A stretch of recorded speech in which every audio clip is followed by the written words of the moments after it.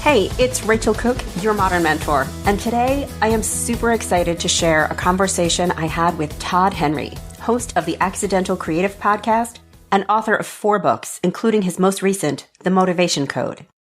Todd is a sought-after speaker, consultant, and advisor to organizations seeking to enhance their collective creative capability. He teaches people and teams how to be prolific, brilliant, and healthy. And he does it with a blend of humor and practicality I'm sure you're going to love. I hope you enjoy my conversation with Todd. Let's go. Todd Henry, host of the Accidental Creative Podcast. I am so delighted to have you join me on Modern Mentor today. Rachel, it's so good to be here. Thanks so much for inviting me. Todd, I wanted to talk to you because I will just say there are a ton of experts out there on creativity, but in my experience, I feel like so much of the conversation is focused on the artists and the inventors and the entrepreneurs. And I love that you focus on what I would describe as the really practical side of creativity. And you frame it as something that I think is really accessible to all of us. And so as we continue to kind of wade through this epidemic of burnout at work, I think creativity is one of the biggest levers that we can be pulling even inside of corporate workspaces. And so I'm really looking forward to this conversation. I 100% agree with you. And I think sometimes we tend to look at moments like this, what's happening in culture, what's happening in the marketplace right now, what's happening inside of big organizations right now, frankly. And we tend to think, oh, well, these are creativity inhibitors because we have more limitations, we have more boundaries. But the reality is sometimes those limitations and boundaries or those changes in expectations and environment can be creativity accelerators. The great filmmaker Orson Welles said, the absence of limitation is the enemy of art. And I think that we're at a place right now in the marketplace where some of the very limitations that we're bumping up against because of what we've been experiencing with the global pandemic and some of the other dynamics, I think is going to lead to a wave of creativity and innovation that we have heretofore never seen. Oh, absolutely. I had not heard that quote. I love it. I will borrow it. And I'm curious, I know that you do a lot of work within organizations, and we are nearly 2 years into this pandemic. And so I'm curious, have you seen any of that come to light? Do you have any interesting stories to share about ways that you've seen teams or leaders get really kind of scrappy? Well, absolutely. Well, first of all, I think when this first happened, I think everybody was sort of in reactive mode. We have to figure out how to meet virtually for the 3 weeks that we're going to be shut down or whatever we were all thinking right at the beginning. And so I think there was this kind of, reactive, let's just figure it out. We'll just jump in and make it happen mindset. And what I've discovered is that many teams have become very savvy about how they meet. They've become very savvy about how they interact with one another in terms of expectations. Strangely, the work is getting done, which I think that was always one of the great remote working fears, is that the work would not get done. And we could talk about some of the downsides in a bit because there are many downsides. But what I'm finding is that organizations are adapting around the needs and the expectations of the people working in the organization rather than expecting the people in the organization to bend around some arbitrary organizational need, like you have to be in your seat between 8:30 and 5 p.m. every day. Well, that was only an expectation because we needed people to be around when the office was open, because after hours, people are, office is closed, people are cleaning, that's not, nobody's around. But now we're realizing, wow, there is work that can be done in an asynchronous way, and it still gets done in a timely way. It still gets done when it's needed, and we can still collaborate when we need to collaborate. But as long as the work is getting done, it really doesn't matter if it happens between 8:30 and 5 p.m., unless it's timely work. And I'm seeing many organizations adapting around that. And I think one of the reasons, you mentioned burnout early, one of the reasons we experience so much burnout, I don't know about you, but I was fried for a while, in the midst of all of this. Part of it was obviously the psychological weight of what we were experiencing, which none of us had ever experienced before, unless we're 100 something years old. The psychological weight of that was leading to the burnout. But the part of it too was we were trying to fit old work expectations and methods into new containers. And I don't think we can do that, and so you had things like people meeting from 8 to 5 on Zoom solid all day long. And then after 5 p.m., because they're still in their workspace, because they don't leave their workspace, because their workspace is their home, they would work, do all of their work between 6 p.m. and 10:30 p.m. and then get up and do it all over again the next day. And this went on for a while thinking, oh, well, this is just going to be a short period. And then it became, 2 months, and then it became 6 months, and then it became a year. And now we're going on 2 years.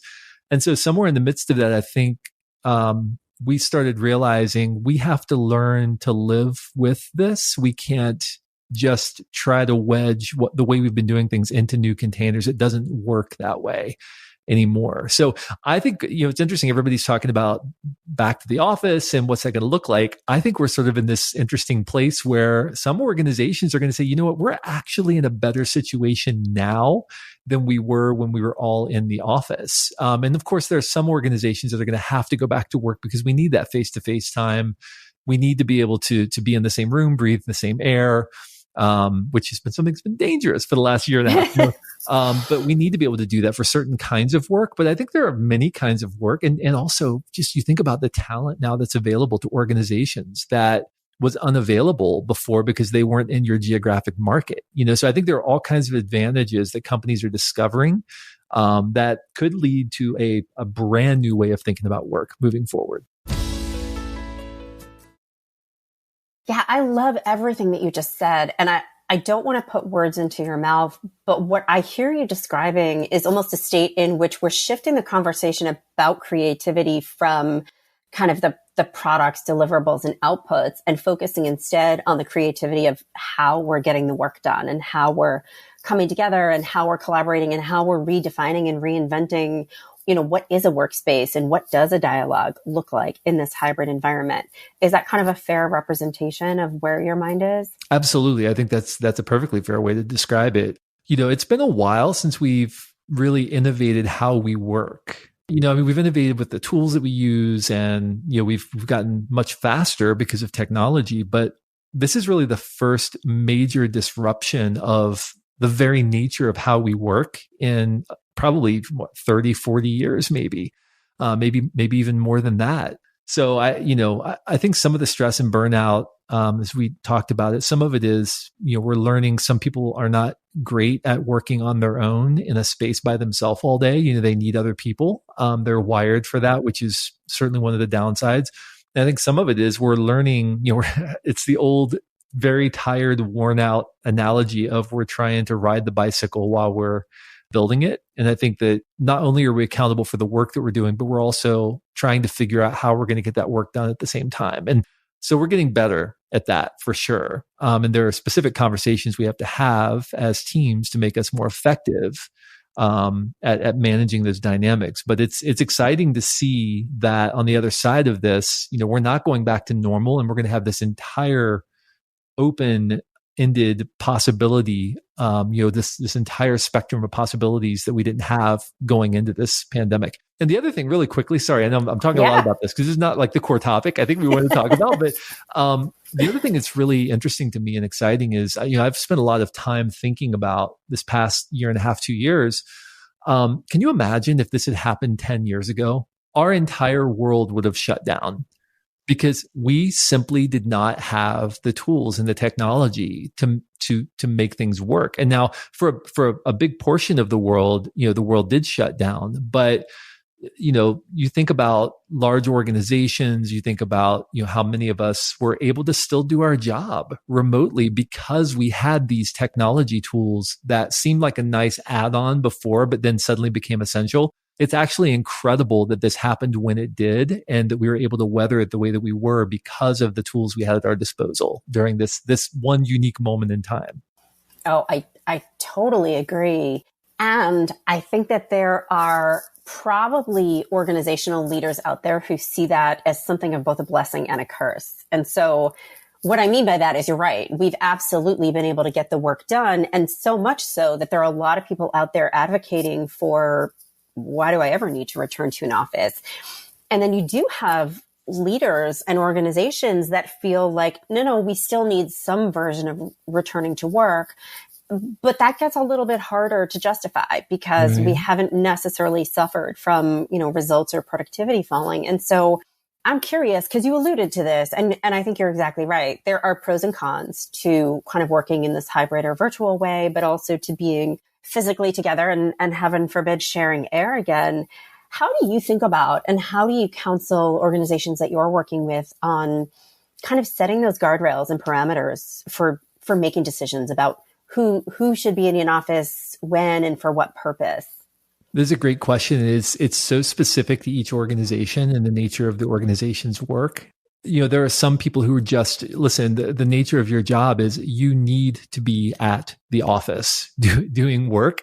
And there are certain people certain types of jobs where, you could, I work with an organization recently where the chief technology officer lived in another state from where the company was based, right? And this is a good sized organization, and they were able to make it work because they had the tools available to make it work. And they had people all over the country, even at that level, living in different places. So I think it's a conversation that needs to happen on a leadership level. We need to make sure that we're not making decisions by default, that we're designing the way that we're going to work moving forward. And I think the reality is it's going to be some sort of hybrid model. It's not going to be 100% we're back in the office, everything's going back to normal. And it's not going to be we're 100% virtual. It's probably going to be some combination of that. That mix is going to be different for each organization. So what are the mission critical things that have to get done? And how many of those mission critical things require us to be physically in person in order to be able to accomplish them? I know, some creative agencies that I work with specifically are wrestling with the dynamic of trying to generate ideas and collaborate virtually. It's just not the same thing as sitting in a room and being around a whiteboard and sketching things out together and discussing ideas and concepts in that setting. And so again, I think it just depends on the nature of the work in the organization. But the most important principle is you can't afford to be reactive right now. You have to design. You can't just operate by default. Okay, it's over. Let's go back to the office. Well, maybe, but maybe not. Don't just have that default reaction. Yeah, I think that is sage advice, and it is going to be very particular to the organization and their needs. And you're talking a little bit about the idea of designing, right? And I think that brings me back into the mindset of creativity at a more individual level. And I want to focus on, especially for people who are, maybe they're corporate, maybe they work in sales or marketing or operations, and they don't necessarily fancy themselves a creative, or they don't think that it is within their job description to be creative. I'd love to hear you talk a little bit about how do you define creativity in a way that sort of almost democratizes it? And what are some of your favorite tactics or techniques that you've seen people utilize, especially throughout the course of the pandemic, to bump up their own creativity? Yeah. So creativity at the heart of it is problem solving. If you're designing, then you're solving a problem by designing something, right? Maybe you're designing a logo or a system even. You're designing a system, or you're designing a building, or you're designing something. So that's certainly a creative act. But maybe you have to manage a team of people and you have to develop systems and solve problems every day. That is also a creative act. Maybe you're an engineer. That is certainly a creative act. I think sometimes we tend to conflate creativity and art. We think that because I am not artistic, I'm not creative. And that's not true. It's simply not true. Creativity is problem solving at the heart of it. So if you have to go to work, you have to solve problems under pressure every day. Congratulations, you are a creative professional. But that also means you're privy to all of the same dynamics and pressures and stresses that all of what we think of as the traditional creative professionals experience. So what we have to do, and this is what I've spent most of my career teaching people, at least this part of my career teaching people, is if you want to be brilliant at a moment's notice, which of course we all want to do, you have to begin far upstream from the moment you need a brilliant idea.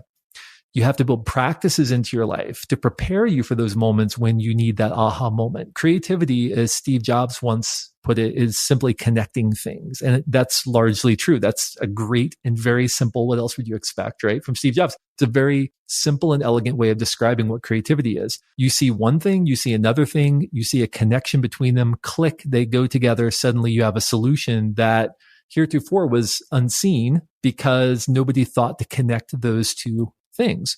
Well, in order to do that, you have to play with ideas. You have to play with concepts. You have to have dots in your head to connect, which means you have to be preparing for those moments by filling your mind with valuable stimuli. Do you dedicate time on your calendar to study, to absorbing stimuli, absorbing inspiring things that other people have created or made, or other solutions people have come up with, or simply reading? I have a friend who's a creative director who was the creative director for huge, I won't mention names because I would get in trouble, but like some of the biggest world tours, right? Biggest world musical tours. He was a creative director for some of these people, and made videos that everybody listening has seen at some point in their life. And he told me that where he goes, he reads fiction for inspiration. That's where he goes. That's the well he goes to, because that's what sparks new insights for him, and people are like, you don't watch video, you don't watch film, you don't watch production. He's like, no, I read fiction, and that's what gives me my ideas. That's where I find inspiration. We each have to figure that out for ourselves. Where do we find inspiration? Another thing that we need to do pretty consistently is define the problems we're trying to solve. People who are brilliant at a moment's notice understand clearly the problem we're trying to solve. If creativity is problem solving, that means we have to define the problems effectively, or else we're not going to be able to make progress on them. So do you understand the outcome, the problem you're actually trying to solve? Or are you trying to do a project? You see, our minds aren't wired to do projects. Our minds are wired to solve problems. And that means we have to be really good at defining the edges of our work, understanding what it is we're really trying to do. So when you're stuck, and I've been stuck many times in the last year and a half, what I've discovered is one of the very first things that can be most effective is to step back and ask yourself, okay, am I still solving the same problem? Because we can get into a rut when we're working on something and we're learning things and we're adapting, we're pivoting, we're changing.